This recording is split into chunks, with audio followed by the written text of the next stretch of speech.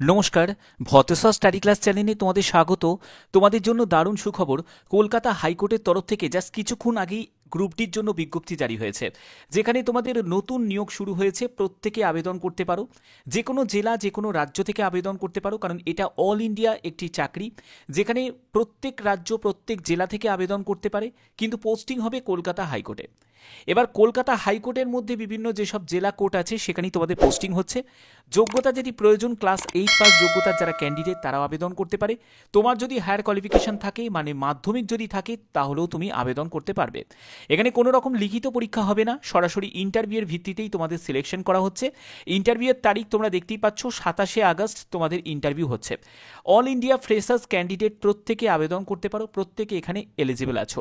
তো অবশ্যই তোমাদের ভিডিওটা শেষ পর্যন্ত দেখতে হবে, কারণ এই ভিডিওর মাধ্যমে তোমাদের কিভাবে ফর্ম ফিল আপ করবে, কি কি ক্রাইটেরিয়া, সম্পূর্ণ ডিটেলসটা তোমাদের দেওয়া থাকবে। তো দেখো, এখানে যেহেতু আবেদন মূল্য লাগছে না, তো প্রত্যেককে আবেদন করতে গেলে তোমাদের সম্পূর্ণ গুরুত্বপূর্ণ যে স্টেপগুলো সেগুলোকে ফলো করতে হবে। এই গুরুত্বপূর্ণ স্টেপগুলো কি সেগুলোই কিন্তু এই ভিডিওতে থাকছে। তো দেখো, আমি একদম পিডিএফটা ওপেন করে নিয়েছি, তোমরা দেখতেই পাচ্ছ। ক্যালকাটা হাইকোর্ট কর্মবন্ধু রিক্রুটমেন্ট 2025 এই নোটিফিকেশন তোমাদের জারি হয়েছে, যেখানে কর্মবন্ধুতে নিয়োগ করা হচ্ছে। এখানে দেখো, তোমাদের অ্যাপ্লিকেশন ফিজ কোনো রকম কোনো কাস্টকে কোনো রকম আবেদন মূল্য দিতে লাগছে না। এখানে 27 আগস্ট 2025 হচ্ছে ইন্টারভিউয়ের তারিখ রাখা হয়েছে।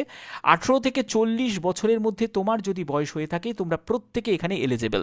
এখানে বলে রাখি, অল ইন্ডিয়া প্রত্যেক প্রার্থীরাই আবেদন করতে পারো, যে কোনো জেলা যে কোনো রাজ্য থেকে আবেদন করতে পারো, ঠিক আছে। পরবর্তী হচ্ছে তোমাদের এডুকেশন কোয়ালিফিকেশন, দেখতেই পাচ্ছ যে ক্লাস 8 পাস যদি তুমি করে থাকো তাহলেই তুমি আবেদন করতে পারবে। তবে তোমার যদি যোগ্যতা যদি মাধ্যমিক থাকে, উচ্চ মাধ্যমিক থাকে বা গ্র্যাজুয়েশন থাকে, সেই সব ক্যান্ডিডেটরাও কিন্তু এখানে এলিজিবল আছে। তোমাদের অফিসিয়াল পিডিএফে চলে যাচ্ছি, পিডিএফ থেকে তোমাদের দেখিয়ে দিচ্ছি। তো দেখো, এখানে আমি পিডিএফটা ওপেন করে নিয়েছি, তোমরা এখানে দেখতেই পাচ্ছ যোগ্যতার ব্যাপারে ক্লাস 8 পাস যারা যারা ক্যান্ডিডেট আছো তারা প্রত্যেকে এখানে এলিজিবল আছো।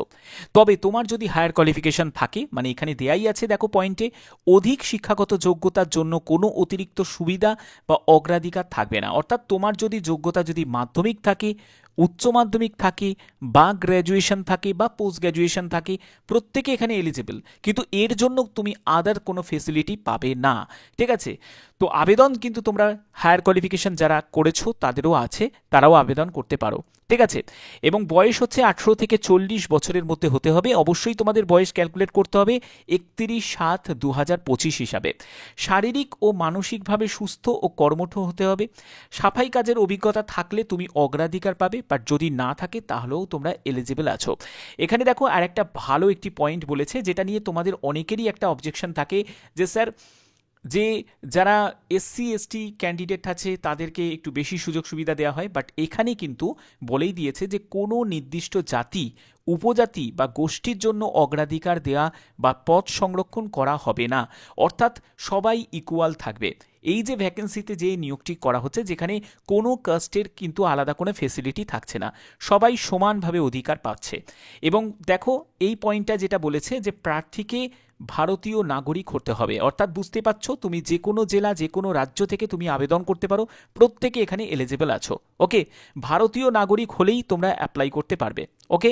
তো অবশ্যই তোমরা কোন স্টেট থেকে এই ভিডিওটা দেখছো, তোমার স্টেটের নামটাও জানাবে, এবং তোমরা অবশ্যই তোমার ডিস্ট্রিক্টের নামটাও কিন্তু জানিয়ে দেবে, যদি তোমরা নতুন নতুন আপডেট পেতে চাও।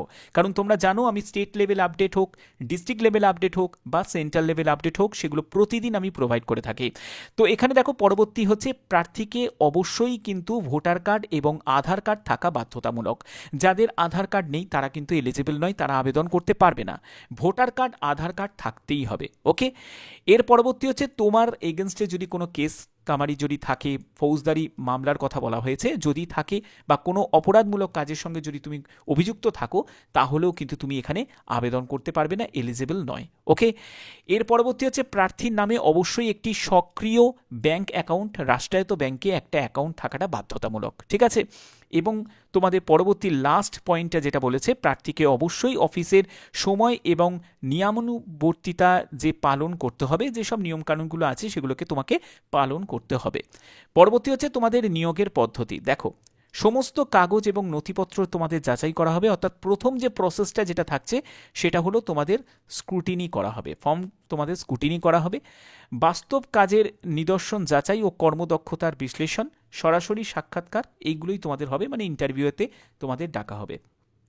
ইন্টারভিউয়ের তারিখ তোমরা দেখতেই পাচ্ছ, 27শে আগস্ট 2025 বুধবার দিন সকাল 11টায় তোমাদের ইন্টারভিউয়ের জন্য উপস্থিত হতে হবে। কোথায় উপস্থিত হবে? বালুরঘাট জেলা আদালত অফিসে তোমাদের উপস্থিত হতে হবে। দেখতেই পাচ্ছ, জেলা আদালত অফিস বালুরঘাট, দক্ষিণ দিনাজপুরে তোমাদের উপস্থিত হতে হবে। ওকে, এবং আবশ্যিক কাগজপত্র তোমাদের কি লাগছে দেখো, আসল তোমাদের নথিপত্র মানে শিক্ষাগত যোগ্যতার প্রমাণপত্র, বয়সের প্রমাণপত্র অর্থাৎ ডেট অফ বার্থের সার্টিফিকেট লাগছে।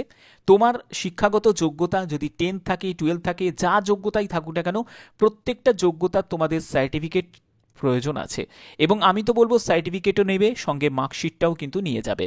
তারপরে সেলফ অ্যাটেস্টেড জেরক্স কপি, যে সেট তোমাদের 1 কপি করে সেটগুলো লাগছে, এবং তোমাদের বায়োডাটা লাগছে। বায়োডাটা কেমন দেখতে হয়, বায়োডাটাটা কেমন তোমাদের প্যাটার্নে করতে হবে সেটাও তোমাদের বলে দেবো। দেখো, এবং সদ্য তোলা তোমাদের একটি 2 কপি পাসপোর্ট সাইজের ছবি, সেটাও তোমাদের প্রয়োজন আছে। 1 কপি হচ্ছে বায়োডাটার সঙ্গে তোমাদের লাগিয়ে দিতে হবে, এবং 1 কপি তোমাদের সঙ্গে অ্যাটাচ করে নিয়ে যেতে হবে। এবার বায়োডাটা কেমন দেখতে হয়, বায়োডাটা ফর্মটা হচ্ছে এইরকম। এটা হলো একটা বায়োডাটা ফর্ম, ভালো করে বুঝে নাও বায়োডাটা ফর্মটা কেমনভাবে তোমাদের ক্যাফে থেকে বানিয়ে নিতে হবে, ঠিক আছে? এটা কিন্তু তোমাদের কোর্টের অফিসিয়াল সাইট থেকে দেয়নি, বাট আমি তোমাদের যাতে একটা বোঝানো যায় যে বায়োডাটা কেমন দেখতে হয়, তার জন্যই তোমাদের এই ফরম্যাটটা দেখাচ্ছি। যেখানে দেখো এরকম একটা পাসপোর্ট সাইজের ছবি লাগানোর মতো একটা বক্স করিয়ে নেবে। যারা তোমরা ক্যাফে থেকে রীতিমতো যাতায়াত করো, তো সেই ক্যাফেতে তোমরা চলে যাবে, সেই ক্যাফেতে গেলেই তোমাদের এরকম একটা বায়োডাটা ফর্ম তৈরি করে নেবে। ফরম্যাটটা আমি তোমাদের দেখিয়ে দিচ্ছি কেমন দেখতে হয়, ঠিক আছে? এই রকমই তোমরা বায়োডাটা ফর্মটা তৈরি করবে, আদার্স কিচ্ছু করার কোনো প্রয়োজন নেই। যেখানে তোমাদের নাম টাইপ করবে, মোবাইল নাম্বার, মেল আইডি, তোমার ফাদার নেম, তারপরে তোমার জেন্ডার মেল না ফিমেল সেটা মেনশন করবে, তোমার ডেট অফ বার্থ, তোমার ম্যারিটাল স্ট্যাটাস, তুমি ম্যারিড না আনম্যারিড সেটা, তারপরে হচ্ছে তোমার রিলিজিয়ান তোমাদের এখানে উল্লেখ করতে হবে। ল্যাঙ্গুয়েজ নোন, তো এখানে অবশ্যই তোমাদের বাংলা দিলেই হয়ে যাবে, আদার্স তুমি দিতেও পারো নাও দিতে পারো, ঠিক আছে? এটা কোনো ব্যাপার নয়। এরপরে হচ্ছে তোমাদের কোয়ালিফিকেশন, যারা ক্লাস 8 পাস করেছো তারা স্কুল তোমাদের ক্লাস 8 দিয়ে তুমি শেষ করে দিতে পারো। আর যদি তোমার হায়ার কোয়ালিফিকেশন থাকে তাহলে তুমি মাধ্যমিকও দিতে পারো, উচ্চ মাধ্যমিকও দিতে পারো, বা গ্র্যাজুয়েশনও দিতে পারো। কোন ইনস্টিটিউট নেম সেটা বা বোর্ডের নেম সেটা তোমাকে এখানে মেনশন করতে হবে। কোন ইয়ারে পাস করেছো, কত পার্সেন্টেজ নাম্বার পেয়েছো সেটা তোমাকে মেনশন করতে হবে। এক্সপিরিয়েন্সের ফরম্যাটটা রাখলাম, যাদের অভিজ্ঞতা থাকবে তারা অভিজ্ঞতার সেটা দিতে পারে। তোমরা জানো যে এখানে কোনো রকম অভিজ্ঞতার প্রয়োজন লাগছে না, ঠিক আছে? এর পরবর্তী হচ্ছে তোমাদের অ্যাড্রেস। দেখো, অ্যাড্রেসের জায়গাটাই বলবো একদম সম্পূর্ণ পুলিশ স্টেশন থেকে শুরু করে, পিনকোড থেকে শুরু করে প্রত্যেকটি যেরকম তোমাদের অ্যাড্রেসের সম্পূর্ণ ডিটেলস থাকে, সব অ্যাড্রেসের সম্পূর্ণ ডিটেলসটা তোমরা একদম আধার কার্ড অনুযায়ী কিন্তু লিখবে, ঠিক আছে? আধার কার্ডের বাইরে কিছু লিখতে যেও না, কারণ যখন ভেরিফিকেশন করবে আর মানে তোমাদের অ্যাড্রেস ভেরিফিকেশনের ক্ষেত্রে কিন্তু আধার কার্ডটাই কিন্তু দেখা হবে। ওকে, এরপরে তোমার প্লেস এবং তোমাকে ডেটটা মেনশন করতে হবে, এবং এখানে একটা সই করতে হবে। এই হচ্ছে তোমাদের ফরম্যাট। এই ফরম্যাটটাই তোমাকে বানাতে হবে, অবশ্যই তোমরা ভালো করে বানিয়ে নেবে, কারণ এই রকম ফরম্যাট বানিয়েই তোমাদের বায়োডাটা ফর্ম যেটা তোমাদের নিয়ে যেতে হবে সঙ্গে। এখানে কোথাও অ্যাপ্লিকেশন ফর্ম পাঠানোর কোনো প্রয়োজন নেই, তোমাদের সরাসরি উপস্থিত হতে হবে। যে ঠিকানা তোমাদের অলরেডি আমি ক্লিয়ার করে দিয়েছি, 27শে আগস্টে তোমাদের উপস্থিত হতে হবে বালুরঘাট জেলা আদালত অফিসে। ওকে, এবার তোমরা এই ফর্মটা তোমরা কোথা থেকে পাবে, কিভাবে পাবে, সেটার জন্য দেখো আমি একদম অফিসিয়াল সাইটে চলে যাচ্ছি। আমি ক্যালকাটা হাইকোর্টের একদম অফিসিয়াল সাইটে ভিজিট করেছি।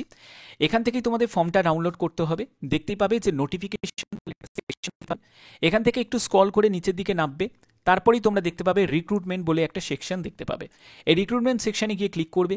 দেখতেই পাচ্ছ যে এখানে তোমাদের প্রথমেই তোমাদের যে আপডেটটা সেটা দেখো, 30শে জুলাই 2025-এর আপডেট এসছে, এবং এইটি হচ্ছে অ্যাডভার্টাইজমেন্ট রিক্রুটমেন্ট, যেখানে 2টি শূন্যপদে নিয়োগ করা হচ্ছে পার্ট টাইম বেসিসে, এবং তোমাদের কর্মবন্ধু বা সাফাই কর্মী হিসাবে নিয়োগ করা হচ্ছে। 5,000 টাকা প্রতি মাসে তুমি বেতন পাবে।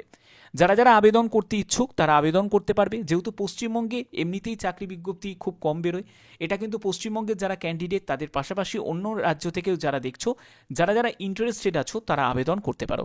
বাদবাকি যে কোনো গুরুত্বপূর্ণ আপডেটের জন্য অবশ্যই বলবো চ্যানেলটাকে সাবস্ক্রাইব করে রাখবে, বেল আইকনটাকে অল করে রাখবে, যাতে তোমাদের কাছে নতুন নতুন আপডেটগুলো পৌঁছে দিতে পারি। এখনের মতো এটুকুই, ধন্যবাদ।